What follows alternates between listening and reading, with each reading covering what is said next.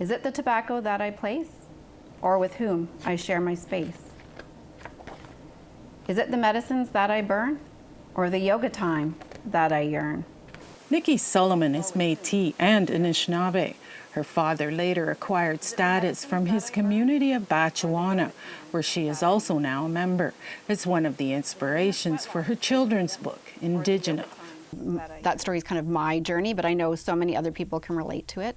And we use that book a lot with junior intermediate grades at the beginning of the year when we talk about identity and getting to know our kids and building relationships and connections, because there's a lot of kids that can relate to being mixed.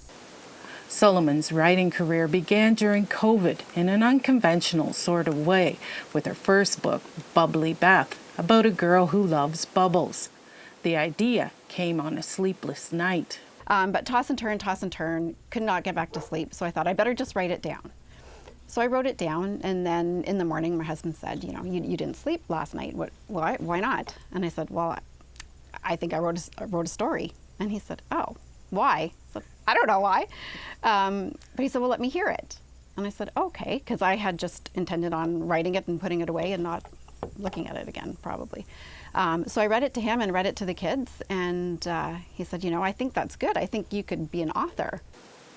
Solomon says she likes to think her grandmother played a part in it. My grandmother had passed away, and I couldn't go to her funeral because it was COVID. And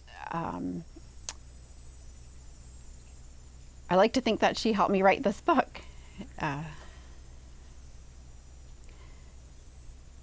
And so when I researched, I realized, okay, I can't afford it at this time, but I'll just keep it in the back of my mind.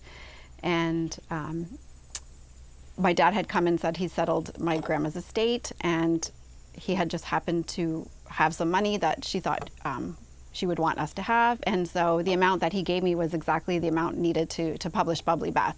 According to Solomon, the response to her books has been great.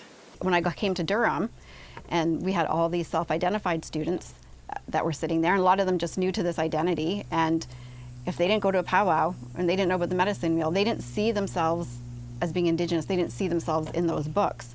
So I wanted to kind of normalize, humanize, and represent Indigenous characters in books so that a lot of people can kind of connect with that. Since then, she's written 4 more books, all during those sleepless nights. If you locked me in a room and told me to write a book, I might be there for years. I might never write a book. Like, they come to me, they find me when I'm sleeping. So all of my books have been written in one night. Solomon's latest book, All My Relations, was just released. She says 2 more are in the works. Annette Francis, APTN National News, Scugog, First Nation.